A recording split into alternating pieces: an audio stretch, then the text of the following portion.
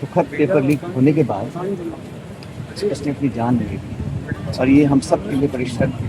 और हम समझना पड़ेगा ये जो पेपर लीक का प्रकरण पूरे देश में हुआ इसमें से एक नहीं 22 लाख बच्चे प्रभावित हुए हैं। ये करोड़ों का खेल है, बड़े बड़े माफिया इसमें इन्वॉल्व है, बड़े बड़े सरगना इसमें पकड़े हुए हैं।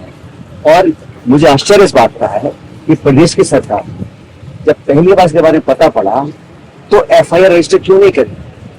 उस विभाग के शिक्षा मंत्री को नैतिक जिम्मेदारी लेते हुए इस्तीफा देना चाहिए। कितनी बार पेपर लीक करवाएंगे, कितना नौजवान की जान जाएगी, तब जाके अपने आप को अकाउंटेबल किया। विश्वास की परंपरा अब और भी खास। जीएम ज्वेलर्स, आपका trusted family jeweller, gold, silver और डायमंड की शानदार रेंज। शेखावाटी का पहला 18 कैरेट और 22 कैरेट ज्वेलरी शोरूम और अब सिर्फ 4 ग्राम से नेकलेस कलेक्शन शुरू। आज ही विजिट करें GM jewellers, road number 1, Jhunjhunu. राम राम जी, पंचायती मीडिया में तारा स्वागत है। मैं हूँ शशिकांत शर्मा। फिलहाल के टाइम पर आप मौजूद हाँ कानिका की रानी गुड़ाकोट जी के अंदर एक मामला हो नीट परीक्षा के अंदर एक विद्यार्थी हो जो को आत्महत्या कर ली, प्रदीप नाम हो। आज भी ग्राम सचिन पायलट आए हैं साथ के साथ ही, और पितराम जी काड़ा, भगवाना राम जी और भी कांग्रेस का कई सारा गणमान्य नागरिक, साथ के साथ मनोज भाकर जो कि लाडनू विधायक वह भी पूछे हैं पर। मामले का मायने एक चीज़ और नज़र आ रही है कि जहाँ विधायक भगवाना राम सैनी की शिकायत करता भी कुछ लोग यहाँ पर नजर आ रहे हैं। पूरा मामला क्या है जानने की कोशिश कर रहा हूँ। वीडियो था अंत तक देखना है और लास्ट तक शेयर जरूर कर देना है।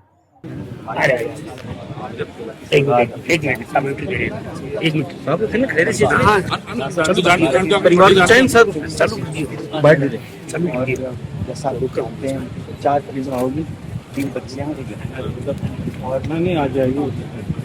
इस पिता ने अपने घर की जमीन बेचकर अपने बच्चों को पढ़ाने का बेड़ा उठाते हैं और अपनी तीनों बेटियों का बच्चों के साथ कोचिंग करवाई। उसको उम्मीद थी और इस दुखद पेपर लीक होने के बाद उसने अपनी जान ले ली और ये हम सब के लिए परेशान। परिवार वाले बताते हैं कि पूरा घटनाक्रम हुआ तो प्रशासन ने, पुलिस ने बहुत दुर्व्यवहार उनके साथ किया। और ऐसे नाजुक मौके पर अगर पुलिस और प्रशासन इस प्रकार का दिखते हैं तो किया है।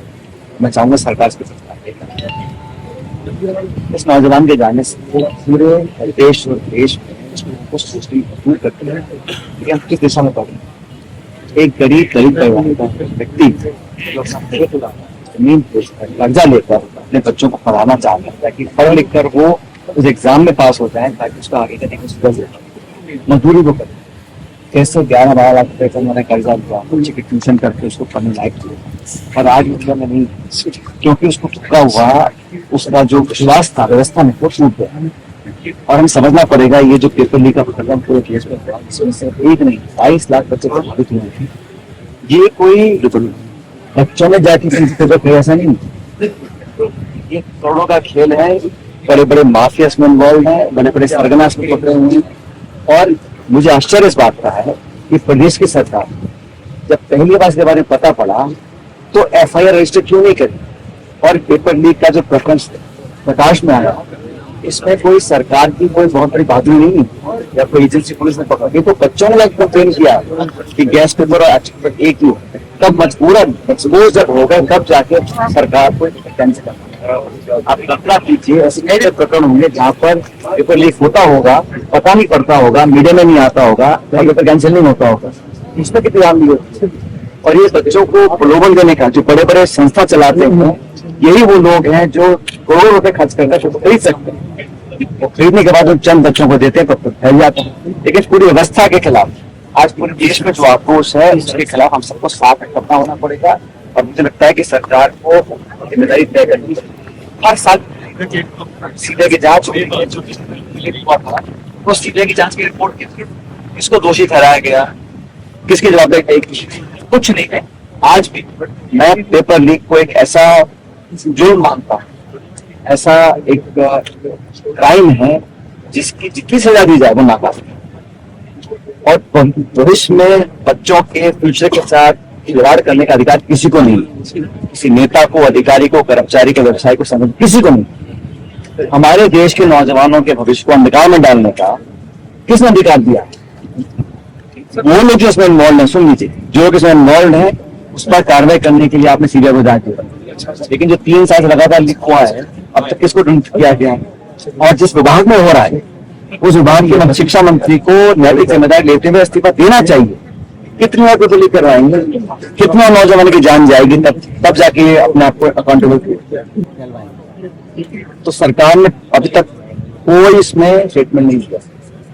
आपने देखा होगा ये वो सरकार है जो हर छोटे बड़े मुद्दे पर शिल लेने के लिए आएगा, लेकिन आज जब पूरा देश शर्मसार हुआ है, 22 लाख बच्चों का भविष्य अंधकार में ढकेल दिया है, उसके लिए कौन अकाउंटेबल है, कौन जिम्मेदार है? किसने आकर कहा कि हाँ सर मैं इसकी नैतिक जिम्मेदारी लेता हूँ?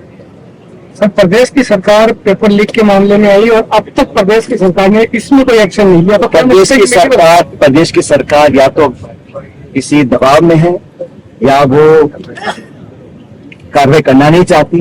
तो मत बोलिए, जब इतने सारे बच्चों ने कंप्लेन करी और जब एनटीए की कंप्लेन दिल्ली में हुई तो एनटीए ने फिर आईबी और प्रदेश सरकार को सचेत किया, लेकिन प्रदेश की सरकार इतने इसके दबाव क्या था, व्यवस्था क्या थी कि आपने एफआईआर दर्ज नहीं करी। जब सीबीआई ने एफआईआर दर्ज कर ली है तो यहाँ पे जब पकड़े गए 14-15 लोग पहली बार पकड़े गए थे, तो किसके दबाव में, किस कारण से आपने ये एफआईआर दर्ज नहीं करी? जब पुलिस अधिकारी खुद बोल रहे हैं